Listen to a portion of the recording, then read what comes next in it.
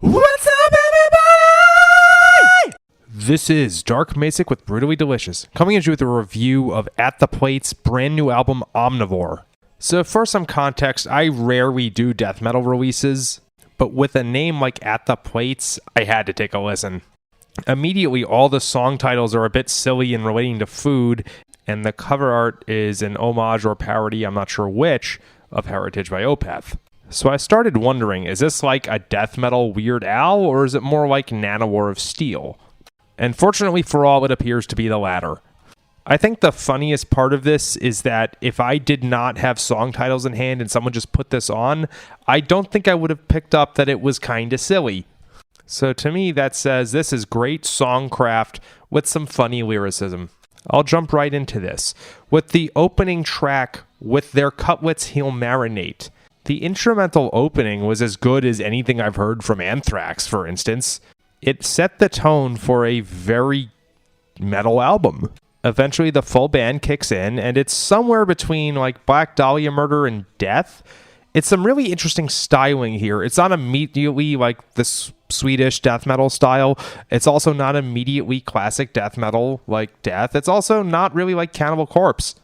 Production-wise, it's pretty cool. The guitars have a bite to them, and that's not what I'm used to.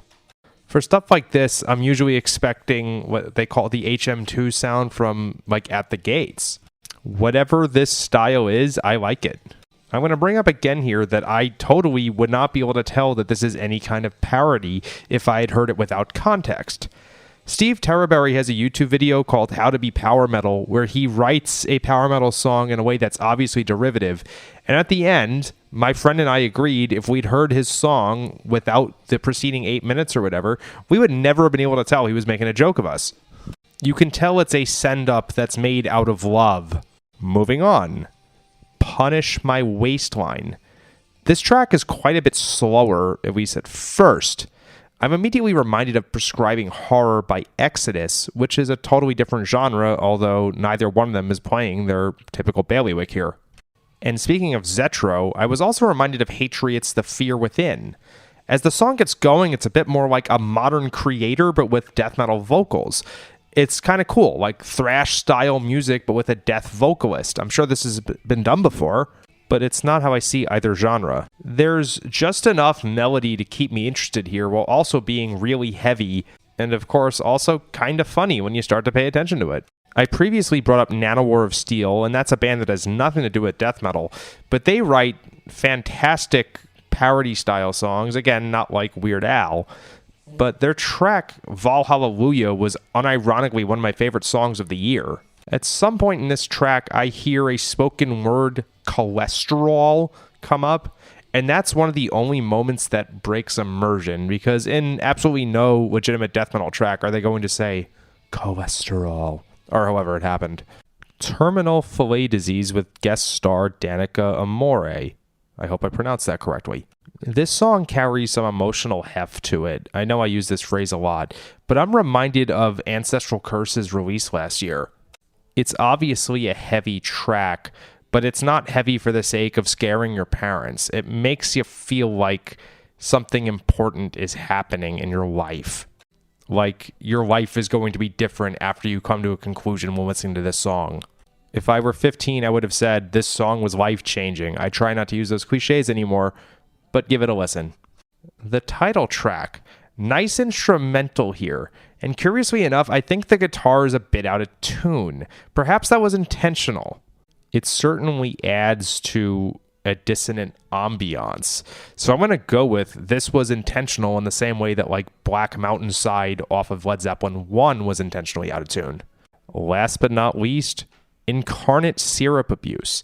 So at first, this one sounded a bit more like Cannibal Corpse to me, except it was a lot less dumb. Surprising moment here. The bass is audible and plays something that works interestingly against the vocals and the guitar.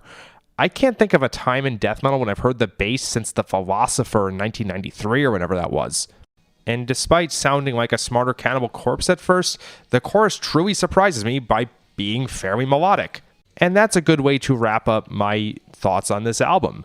Perhaps I just haven't given death metal a fair shake, but somehow a good-natured send-up winds up being awesome and making me more interested. It's like that episode of South Park about World of Warcraft that made a bunch of me and my friends want to play the game. It's obvious that these dudes know a good bit about the genre. I certainly do not, but it comes off that they do. And I guess this is the kind of approach that creates new fans.